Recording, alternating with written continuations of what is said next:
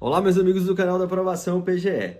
No vídeo de hoje nós iremos analisar o informativo de número 1152 do STF aqui no nosso projeto Direto ao Ponto com informativos do Supremo Tribunal Federal. E eu já adianto, tem muito julgado importante para concursos da advocacia pública. Mas antes, deixa eu me apresentar. Meu nome é Gustavo Andrade, sou um dos coordenadores aqui do Aprovação PGE e já te convido a se inscrever aqui no nosso canal no YouTube e também no nosso Spotify para que você consiga receber todo o conteúdo de qualidade que a gente fornece para quem vai se tornar muito em breve advogado público. Agora, sem mais delongas, vamos analisar o primeiro julgado do informativo 1152. E o questionamento feito foi o seguinte: é constitucional a Lei 12.440 de 2011, que instituiu a Certidão Negativa de Débitos Trabalhistas, CNDT, e tornou obrigatória a sua apresentação para habilitação dos interessados nas licitações públicas? Quando eu olho esse questionamento, eu já imagino isso numa prova discursiva e também numa prova oral, envolvendo ali direito administrativo, direito do trabalho. Então, vamos ver o que foi que o STF entendeu sobre esse tema. Vamos lá, ampliando aqui para você acompanhar comigo naquele estilo que você já conhece dos nossos informativos. Vamos lá, qual foi o resumo do STF com relação a esse tema? É constitucional, então já está aí a resposta, e não afronta os princípios constitucionais da isonomia, do contraditório, da ampla defesa e do devido processo legal, tampouco os da licitação pública, da livre concorrência e da livre iniciativa, a Lei 12.440, que instituiu a Certidão Negativa de Débitos Trabalhistas e tornou obrigatória a sua apresentação para habilitação dos interessados nas licitações públicas. Então, de partida, você já sabe que é constitucional a existência dessa certidão negativa de débitos trabalhistas e que ela pode sim ser exigida nos procedimentos licitatórios. Você fixou isso, mas você precisa saber dos fundamentos do STF a respeito disso. Então, retornamos ao nosso informativo. Vamos lá. Nas hipóteses de recusa de CNDT, o reconhecimento da obrigação trabalhista inadimplida ocorre no próprio processo trabalhista, sentença ou acordo judicial, ou decorre da execução de título executivo extrajudicial equiparado à sentença transitada em julgado. O reconhecimento da condição de devedor ocorre via decisão judicial, o que indica a existência de um ente julgador imparcial, e a decisão judicial deve ser transitada em julgado para produzir o efeito da certidão positiva de devedor, certidão positiva de devedor trabalhista. Neste contexto, a discussão abrange tanto a fase de conhecimento como a fase de execução definitiva, garantindo-se ao devedor o direito de defesa e o acesso ao contraditório no contexto do devido processo legal trabalhista. No que diz respeito às licitações públicas, a inclusão de, entre aspas, regularidade trabalhista, comprovação mediante a apresentação da CNDT ou certidão positiva de débitos com efeitos de negativa, está alinhada com a finalidade dos requisitos da habilitação. Está alinhada com a finalidade dos requisitos de habilitação. Ademais, a Lei 14.133, também conhecida como Nova Lei de Licitações, manteve a CNDT como documento necessário nos procedimentos licitatórios. A exigência instituída pela lei impugnada, além de representar um adequado balizamento entre o livre exercício da atividade econômica e os princípios constitucionais da valorização do trabalho humano e da eficiência administrativa, privilegia o interesse público. 1. Na promoção de licitações que efetivamente garantam a igualdade de condições de todos os concorrentes. 2. Na seleção da proposta mais vantajosa para a administração pública. E 3. Na celebração de contratos com empresas que estejam efetivamente aptas a honrar com suas obrigações, observando assim o princípio da eficiência administrativa. Com base nesses e outros entendimentos, o plenário, por unanimidade, em apreciação conjunta, julgou improcedente as ações para 1. Assentar a constitucionalidade da Lei 12.440 de 2011, declarar prejudicado o pedido de medida cautelar incidental e fixar a tese anteriormente mencionada. E qual é essa tese? Vamos voltar aqui para a gente acompanhar. É constitucional a recusa de emitir emissão de certidão negativa de débitos trabalhistas nas hipóteses determinadas no artigo 642-A, parágrafo 1º da CLT, com a redação conferida pela Lei 12.440. E 2. É constitucional a exigência da apresentação da CNDT nos processos licitatórios como requisito de comprovação de regularidade trabalhista. Isso aqui eu vou colocar em outra cor, pessoal, porque eu tenho certeza que isso aqui vai ser cobrado na sua prova de direito administrativo. Em direito administrativo, quando estiver falando de licitações, o examinador ele vai puxar esse conhecimento aqui, se é ou não possível a obrigatoriedade de apresentação da CNDT, certidão negativa de débitos trabalhistas, ou, eventualmente, uma certidão positiva com efeitos de negativa, que também pode ser possível isso para que aquela empresa que tem aquele débito trabalhista, ela possa vir a participar de determinada licitação. Então, aqui, mais uma vez, verdinho para você ver. É constitucional a exigência de apresentação de CNDT nos processos licitatórios como requisito de comprovação de regularidade trabalhista. Beleza, pessoal? Agora, vamos para o nosso próximo julgado. É possível a execução do serviço público de loteria, ou seja, as casas lotéricas, por agentes privados sem prévia licitação? A pergunta aqui ela é bem direta e o STF também respondeu de forma direta. Vocês sabem, né? As casas lotéricas, as loterias, é possível que esse serviço público ele seja executado por agentes privados sem licitação? O que é que vocês acham? O STF claramente disse que não. Vamos ver aqui o que é que entendeu o STF e fixou uma tese importante. A execução de serviço público de loteria por agentes privados depende de delegação estatal precedida de licitação. Precedida de licitação. Resumo, é inconstitucional a delegação de serviço de loteria para agentes privados sem prévia licitação, previsto ali no artigo 175 da Constituição Federal. Olha o teor desse artigo. Incumbe ao poder público, na forma da lei, diretamente ou sob regime de concessão ou permissão, sempre através de licitação, a prestação de serviços públicos. Parágrafo único. A lei disporá sobre o regime das empresas concessionárias e permissionárias de serviços públicos, o caráter especial do seu contrato e de sua prorrogação, bem como as condições de caducidade, fiscalização e rescisão da concessão ou permissão, os direitos dos usuários, política tarefária e a obrigação de manter serviço adequado. Foi o que o STF entendeu aqui. Quais foram os fundamentos? Vamos lá, os fundamentos que são muito importantes. A circunstância de o serviço ser executado por particular sem prévia licitação, uma situação concreta de inconstitucionalidade, não altera a titularidade estatal da atividade, nem mesmo a sua natureza de serviço público e, consequentemente, não afasta a exigência de delegação estatal precedida de procedimento licitatório, assim como não autoriza o desempenho de atividade em regime de livre iniciativa.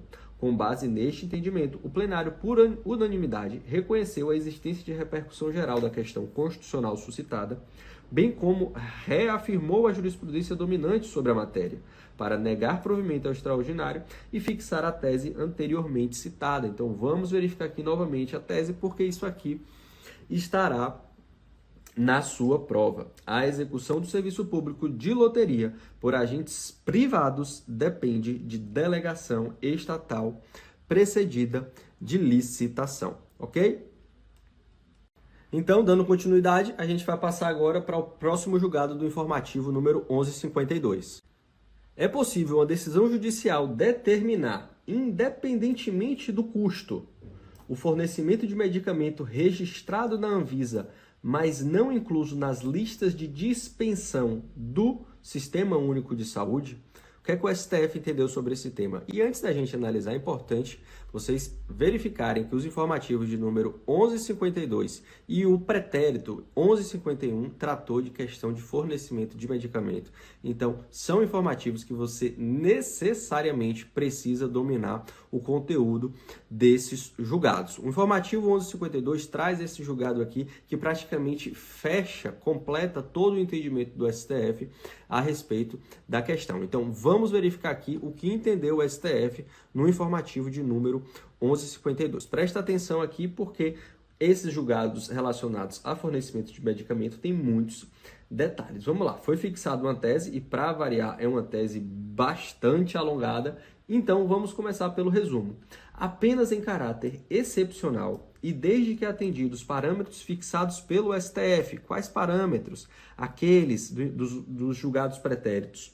Uma decisão judicial pode determinar independentemente do custo, ou seja, não importa o valor daquele medicamento. E esse também é a grande questão relacionada a esse fornecimento de medicamentos de alto custo. O fornecimento de medicamento registrado na Anvisa, mas não incluído na lista de dispensão do sistema de saúde. Apenas em caráter excepcional e desde que atendidos parâmetros fixados pelo STF, uma decisão judicial pode determinar, independentemente de custo, o fornecimento de medicamento registrado na Anvisa, mas não incluído na lista de dispensão do SUS. Fundamento. Essa conclusão fundamenta-se em 3 premissas principais. 1.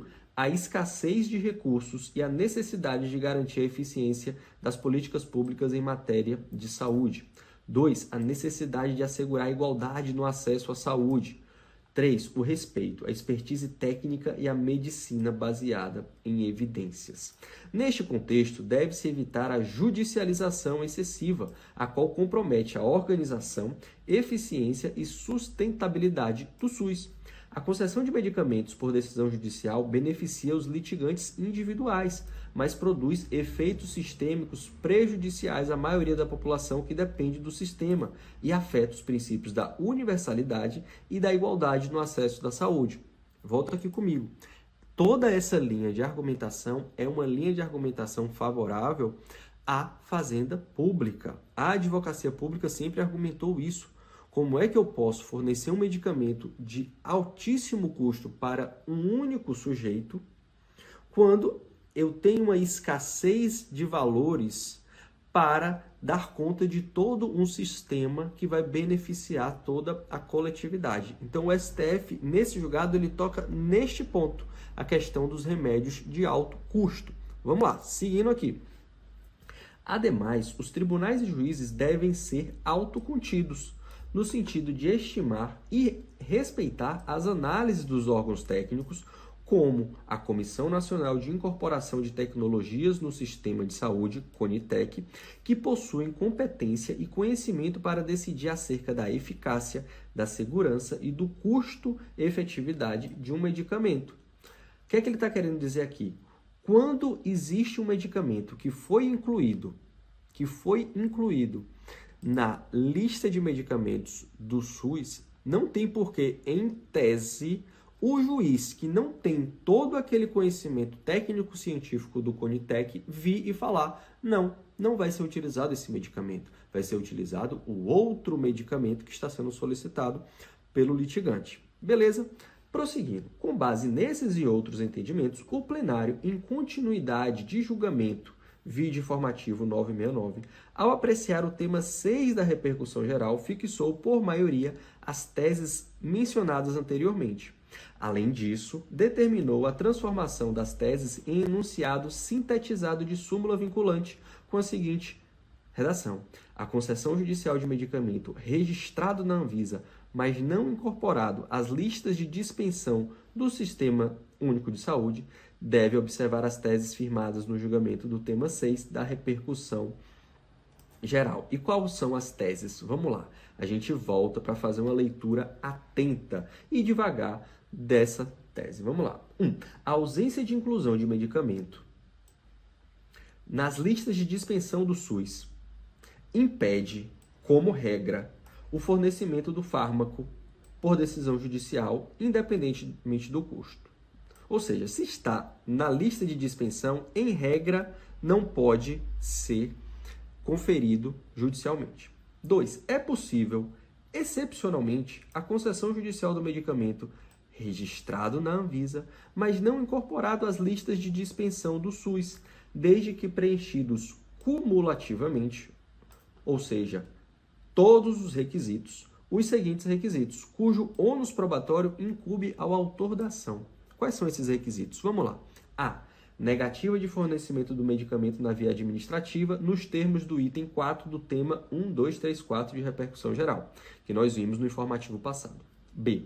Ilegalidade do ato de não incorporação do medicamento pela Conitec, ausência de pedido de incorporação ou da mora na sua apresentação, tendo em vista os prazos e critérios previstos nos artigos 19Q e 19R da Lei 8080 e do Decreto 7646. C. Qual é o terceiro requisito? Impossibilidade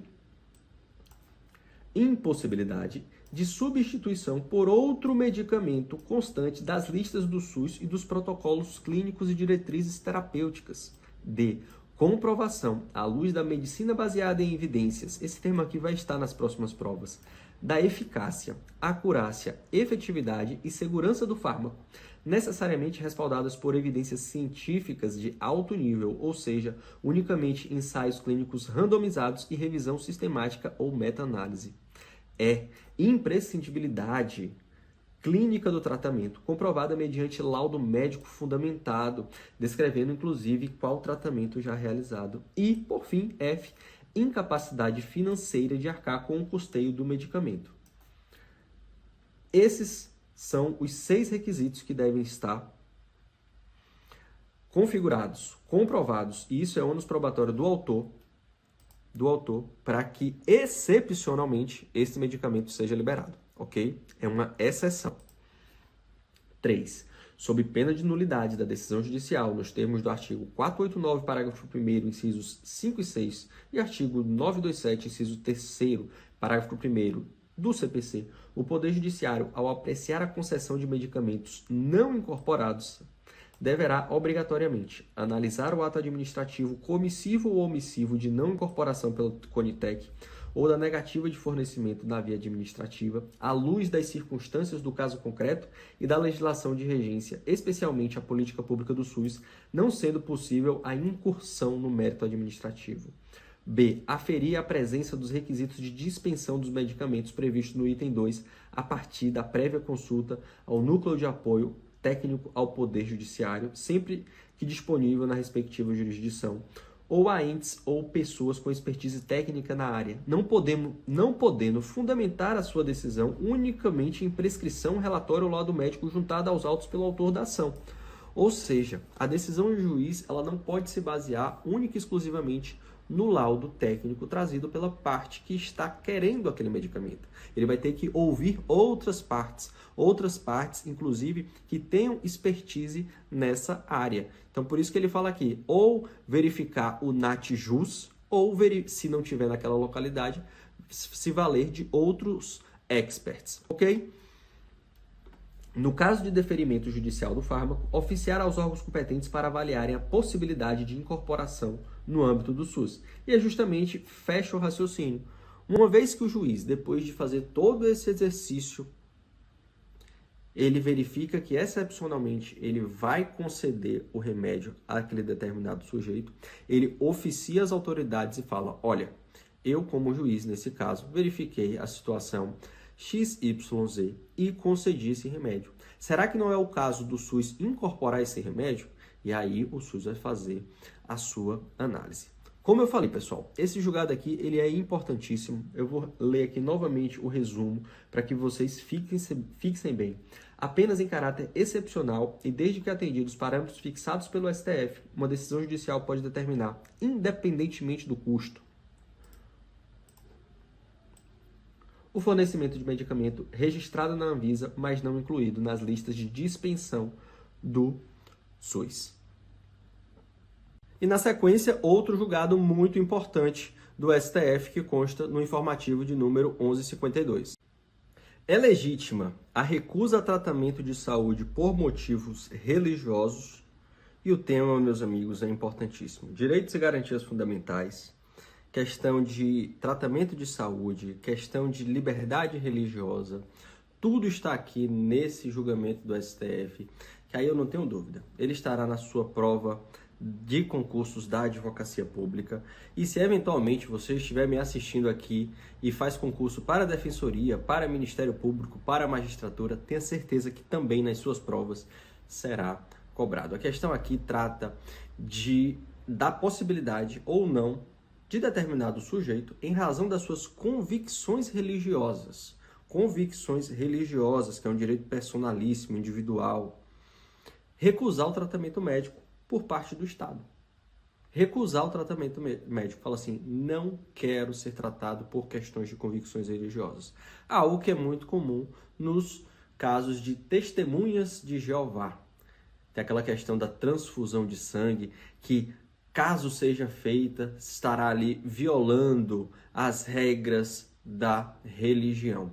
Então, a situação chegou ao STF e o STF decidiu da seguinte forma. Vamos ver o que é que o STF entendeu aqui, pessoal. Fixou duas teses, porque foram dois os julgados. Primeira tese. Testemunhas de Jeová. Testemunhas de Jeová.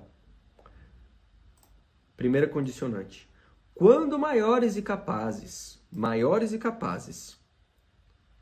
têm o direito de recusar o procedimento médico que envolva transfusão de sangue, com base na autonomia individual e na liberdade religiosa. A gente já para aqui para fazer uma observação. É necessário que o testemunha de Jeová, nesse caso, seja maior de idade e capaz.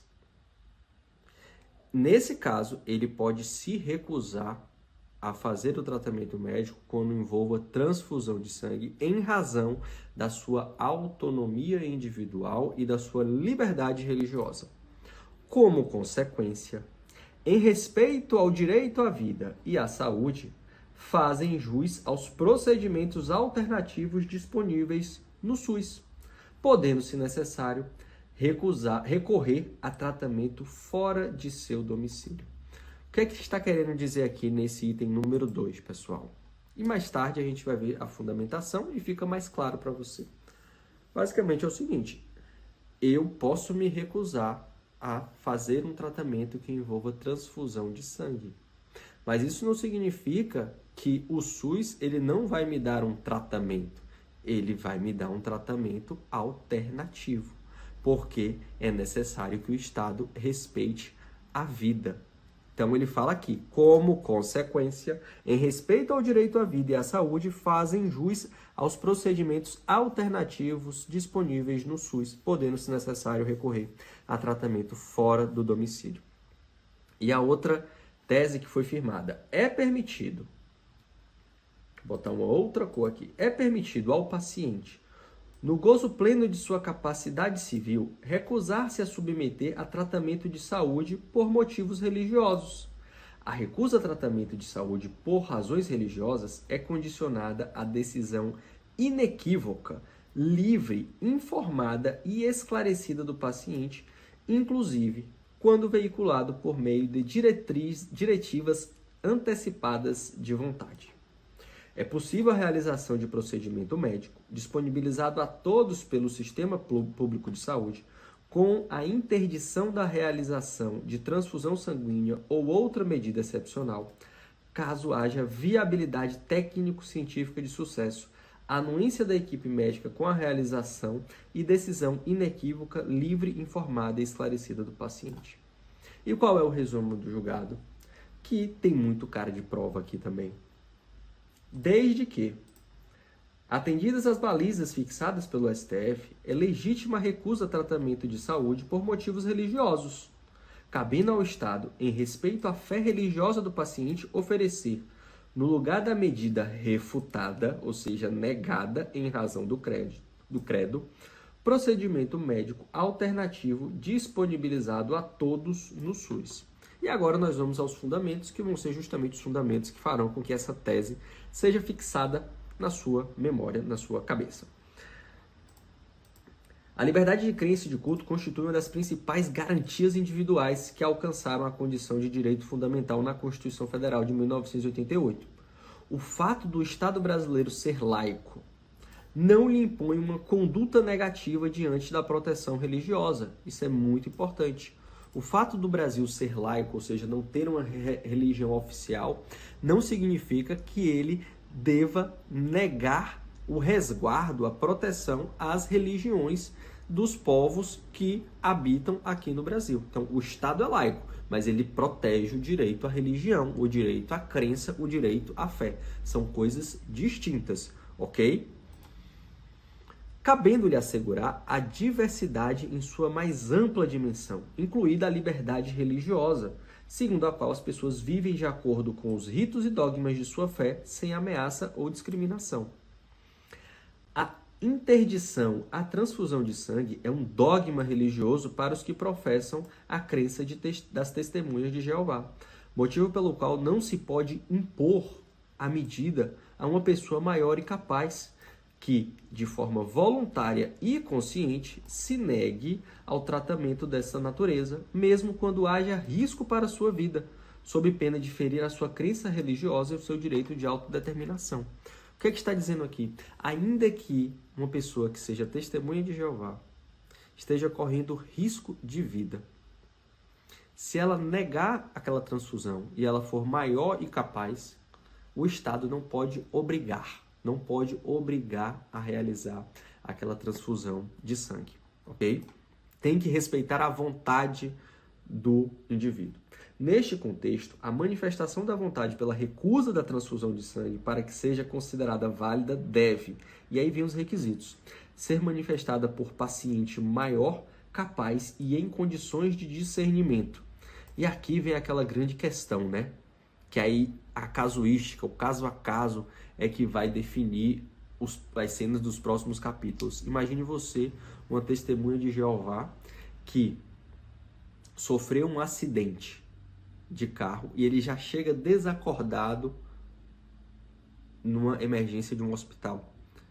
Não se tem nem como saber que ele é testemunha de Jeová e ele não tem, ainda que seja reconhecido que ele é testemunha de Jeová, ele pode ser analisado como maior, como capaz, mas se ele estiver desacordado, ele não vai estar em condições de discernir aquela situação. Estou só trazendo isso aqui porque a causa é complexa e aí a gente vai ter as cenas dos próximos capítulos que com certeza virão. Ser livre, voluntária, autônoma, sem nenhum tipo de pressão ou coação. Ser inequívoca, realizada de forma expressa, prévia ao ato médico atual, podendo ser revogada a qualquer tempo. Ser esclarecida, ou seja, precedida de informação médica completa e compreensível sobre o diagnóstico, tratamentos, riscos, benefícios e alternativas. Dizer respeito ao próprio interessado sem estender-se a terceiros. E esse ponto número 5, ele casa-se justamente com a questão de ser maior capaz e em condições de discernimento. Porque se for o caso de uma criança menor incapaz, o pai, ainda que seja maior e capaz, ele não pode falar assim, não faça a transfusão de sangue no meu filho. Porque o paciente, no caso, é um menor incapaz. E nesse caso aqui, ainda que você tenha um pai maior e capaz, o último item fala dizer respeito ao próprio interessado, sem estender-se a terceiros. Quando não for possível colher a manifestação atual do paciente por incapacidade de se comunicar, prevalecerá a posição manifestada anteriormente, seja pela diretiva antecipada de vontade em documentos autênticos ou através de um testamento vital, que é um pouco daquele caso que eu falei. Se houver a possibilidade de se verificar uma manifestação de vontade prévia, aí nesse caso vai ser respeitada essa manifestação de vontade prévia, ok? Ademais, com base no princípio constitucional do melhor interesse para a saúde e para a vida da criança e do adolescente em geral, não é válida a invocação de convicção religiosa por parte dos pais para recusar tratamento em favor dos seus filhos menores. Olha só, eu acabei de falar isso agora. No entanto, caso exista tratamento alternativo eficaz e seguro, conforme a avaliação médica, os pais podem escolhê-lo para os seus filhos. Então, assim, não é uma regra aqui do tudo ou nada. Não é uma regra do tudo ou nada, tá bom, pessoal? Quando nós estivermos falando aqui de filhos menores incapazes. Os pais, eles não podem literalmente negar, assim, ó, não quero que seja feito tal procedimento. Porém, se houver medidas alternativas para que não seja feito aquele procedimento, vai pela via alternativa, desde que seja eficaz e seguro. Eficaz e seguro. Porque o interesse maior aqui é a proteção de quem? Da vida da criança e do adolescente.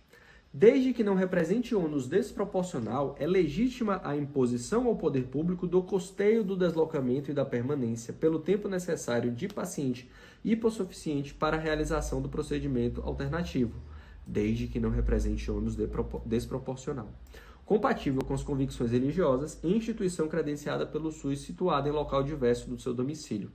O que é que está querendo dizer aqui? Imagine que determinado tratamento alternativo não tem naquela localidade, mas tem numa localidade vizinha. Então, desde que não seja um ônus desproporcional para o Estado pode arcar com esse deslocamento para aquele local no qual será feito o procedimento alternativo, ok? Como uma das principais finalidades do Estado é a promoção de políticas públicas destinadas à saúde, havendo viabilidade técnico-científica e consentimento da equipe médica, é possível realizar um procedimento médico disponível no SUS em substituição à transfusão do sangue ou outra medida excepcional recusada por motivos religiosos. Em hipótese alguma, o médico será obrigado a realizar procedimento alternativo contra sua autonomia profissional. Com base nesses e outros entendimentos, o plenário, por unanimidade e em julgamento conjunto, ao apreciar o tema 952 de repercussão geral, negou o provimento ao recurso extraordinário. Ao apreciar o tema 1069 de repercussão geral, julgou prejudicado o recurso extraordinário e fixou as teses anteriormente citadas, que nós iremos analisar aqui novamente para que vocês fixem essas teses. Vamos lá. Testemunhas de Jeová, quando maiores e capazes, têm o direito de recusar o procedimento médico que envolva transfusão de sangue com base na autonomia individual e na liberdade religiosa. Como consequência, em respeito ao direito à vida e à saúde, fazem jus ao procedimento alternativo disponível no SUS, podendo, se necessário, recorrer a tratamento fora de seu domicílio. E a outra tese: é permitido ao paciente, no gozo pleno de sua capacidade civil, recusar-se a se submeter a tratamento de saúde por motivos religiosos. A recusa a tratamento de saúde por razões religiosas é condicionada à decisão inequívoca, livre, informada e esclarecida do paciente, inclusive quando veiculada por meio de diretivas antecipadas de vontade. É possível a realização de procedimento médico disponibilizado a todos pelo sistema público de saúde, com a interdição de realização de transfusão sanguínea ou outra medida excepcional, caso haja viabilidade técnico-científica de sucesso, anuência da equipe médica com a sua realização e a decisão inequívoca, livre, informada e esclarecida do paciente. Encerrada a análise desse julgado, a gente passa para o próximo julgado do informativo de número 1152. Norma estadual pode instituir nova hipótese de interrupção do contrato dos trabalhadores na iniciativa privada? E aí você pode estar se perguntando, professor, não estou entendendo. O STF está tratando de direito do trabalho, o que é isso? Calma, a gente sabe que, por regra, quando vai se analisar as normas trabalhistas, quem vai julgar é o TST. Mas você tem que ter em mente que existem algumas normas que tratam de direito do trabalho que podem estar violando a Constituição Federal. E aí, na hora que estiver violando a Constituição Federal, o guardião é o STF. E nesse caso aqui, foi justamente isso que aconteceu. Olha a pergunta. Norma estadual pode instituir nova hipótese de interrupção do contrato dos trabalhadores da iniciativa privada. Está falando aqui da iniciativa privada, ou seja, dos seletistas. O que é que o STF entendeu, pessoal? O STF entendeu que não. Por quê? Simples, é bem simples. A competência para tratar sobre direito do trabalho é da União. Olha só, é inconstitucional, por violar a competência privativa da União para legislar sobre direito do trabalho, norma estadual que instituiu nova hipótese de interrupção do contrato de trabalho, dos trabalhadores da iniciativa privada.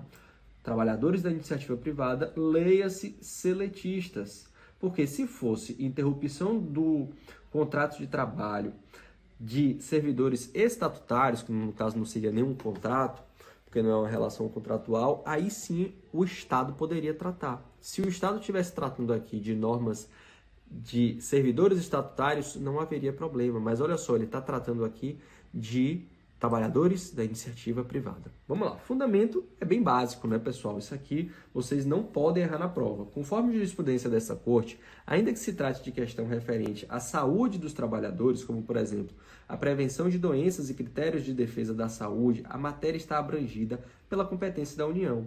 Na espécie, a norma estadual impugnada, a pretexto de fixar medida de prevenção à saúde de empregados da iniciativa privada, estendeu aos seletistas o benefício de agentes públicos relativos a um dia de folga para realizar exames preventivos de câncer, sem prejuízo da remuneração.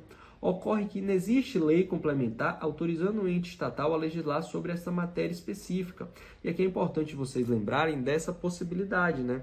Que existe a possibilidade de uma lei complementar editada pelo Congresso Nacional acabar delegando, né, autorizando aos entes, aos estados a tratar de determinados temas, mas nesse caso não existe. Então não caberia ao estado ele pegar um direito que é do servidor estatutário e passar aos empregados seletistas, né, aos empregados seletistas daquele estado. Vamos lá. Com base nesse entendimento, o plenário, por maioria, julgou procedente a ação para declarar a inconstitucionalidade do artigo 4 da Lei 5.245 do Estado do Rio de Janeiro. Então, assim, ainda que tenha sido louvável a intenção do Estado do Rio de Janeiro, ou seja, possibilitar um dia de folga sem prejuízo da remuneração para que todos os empregados, né, todos os trabalhadores, eles pudessem fazer exames relacionados à prevenção do câncer, existe aí uma violação à competência privativa da União. Então, assim, não cabe. Pegue isso para você. Estados, Distrito Federal e municípios não podem tratar sobre direito do trabalho. Só quem pode é a União, porque é um regramento nacional que é definido pelo Congresso Nacional. Então, tá aqui para vocês. Fixe esse entendimento. É inconstitucional por violar a competência privativa da União para legislar sobre o direito do trabalho, norma estadual que instituiu 9 hipóteses de interrupção do contrato dos trabalhadores da iniciativa privada. Mas o que eu acho que o examinador vai lhe dificultar é que ele não vai falar isso aqui, nova hipótese de interrupção do contrato de trabalho. Ele vai falar o caso concreto. Ele vai falar assim, imagine você que o determinado estado estendeu aos seletistas benefício de um dia de folga para a realização de exames. Essa norma é considerada constitucional ou não? E aí você vai levar para a prova que é inconstitucional, ok? Fechou? Agora a gente vai passar a analisar um outro julgado relacionado com competências constitucionais. Vamos lá. É constitucional lei distrital que determina a pesagem obrigatória na presença do consumidor de botijões e cilindros de gás liquefeito de petróleo, GLP. Olha só, imagina você que uma lei do Distrito Federal tem estabelecido como forma de proteção ao consumidor a necessidade de pesagem, de você pesar os botijões, os cilindros de GLP, de forma que o consumidor verificasse que realmente ali dentro daquele recipiente tem tudo que ele está comprando. Essa norma é constitucional, o Distrito Federal pode tratar sobre esse tema, o STF, mais uma vez, falou que não, olha só, violou a competência da União. Vamos lá. É inconstitucional, por usurpar a competência privativa da União para legislar sobre energia, lei distrital que determina a pesagem obrigatória na presença do consumidor de botijões e cilindros de gás liquefeito do petróleo. A União, no exercício de sua competência constitucional, editou a Lei 9847 para dispor sobre o tema, oportunidade na qual fixou a responsabilidade da ANP, Agência Nacional do Petróleo, pela atividade de fiscalização do abastecimento de combustíveis, bem como listou as sanções cabíveis. Na espécie, a lei distrital impugnada, que foi tida como inconstitucional, relembre-se, a pretexto de exercer proteção e defesa do consumidor, essa foi a justificativa louvável feita pelo legislador distrital, dispôs acerca de matéria afeta a energia, com imposição de deveres aos estabelecimentos que comercializam GLP, bem como sanções administrativas. Ademais, a exigência de pesagem do botijão de GLP à vista do consumidor com utilização de balança do próprio prestador de serviço representa afronta ao princípio da proporcionalidade, pois denota a inadequação da norma para o fim que se destina, notadamente em virtude da inviabilidade técnica da medida. Com base nesses entendimentos, o plenário, por maioria, julgou procedente a ação para declarar a inconstitucionalidade formal da Lei 4.274 de 2008. Então, leve para a sua prova, pessoal. É inconstitucional por usurpar competência privativa da União para legislar sobre energia, lei distrital que determina a pesagem obrigatória na presença do consumidor de botijões e cilindros de GLP, porque cabe à União dispor sobre energia, ok? E o nosso último julgado é relativo a direito ambiental. Vamos aqui ver o que é que o STF decidiu. É constitucional norma estadual que, ao instituir o Código de Proteção aos Animais, proíbe a prática de rinha de galos e fixa multas a todos os participantes envolvidos no evento, independentemente da responsabilidade civil e penal individualmente imputável a cada um? Ou seja, pode uma norma estadual proibir rinhas de galo, fixar multas, ou seja, multas administrativas, independentemente da responsabilidade civil e penal de quem estiver envolvido? O que é que você acha que o STF decidiu sobre esse tema? O STF entendeu que é constitucional. Olha só, pessoal, vamos lá. É constitucional, pois respeita as regras da repartição de competência, e concretiza a proteção referente à vedação em cláusula genérica a qualquer forma de submissão de animais a atos de crueldade. Isso está previsto no artigo 225, parágrafo 1º, inciso 7º da Constituição. Norma estadual que, ao instituir o Código de Proteção dos Animais, proíbe a prática de rinha de galos e fixa multas a todos os participantes envolvidos no evento. E, nesse caso, uma multa administrativa. Independentemente da responsabilidade civil e penal individualmente imputada a cada um. Ou seja, o Estado ele pode falar, olha, você não pode fazer maltratos a animais através de rinhas de galo e você vai ser multado, vai ser aplicada uma sanção administrativa. E pouco importa a responsabilidade civil e penal. Eu não estou tratando disso, eu estou tratando aqui da sua responsabilidade administrativa. Vamos lá, quais foram os fundamentos do STF? O referido código visa compatibilizar o desenvolvimento socioeconômico com a preservação ambiental. Afirmação. Neste contexto, o ente federado, no regular exercício de sua competência concorrente para legislar sobre a matéria relativa à proteção da fauna, conservação da natureza e proteção ambiental, isso aqui está previsto no artigo 24, inciso 6º da Constituição, e de sua competência comum para a preservação do meio ambiente, artigo 23, inciso 6º da Constituição, editou norma para incluir a prática de rinha de galos entre as condutas reprováveis vedadas por lei e sujeitas à infração administrativa ambiental. Ademais, a norma estadual impugnada não estabelece qualquer responsabilização ambiental objetiva ou por presunção de culpa, na medida em que não alcança os criadores e comerciantes de galos de combate, quando essas atividades se destinem a práticas diversas da promoção da crueldade. Com base nesses e outros entendimentos, o plenário, por unanimidade, julgou improcedente a ação para assentar a inconstitucionalidade da legislação do Estado de Santa Catarina. Então, um Estado, pessoal, ele pode legislar, porque ele está ali tratando de proteção à fauna, à flora e proteção também ao meio ambiente. Olha só aqui, ó. Ele vai estar respeitando tanto o artigo 24, vou botar outra cor aqui para vocês verificarem, inciso 6º, que trata de proteção da fauna, conservação da natureza e proteção ambiental, como o artigo 23, inciso 6º, que fala da competência comum para proteção ao meio ambiente. Então, é constitucional esse tipo de norma estadual que, ao instituir o Código de Proteção de Animais, proíbe a prática de rinha de galos e fixa multas a todos os participantes envolvidos no evento.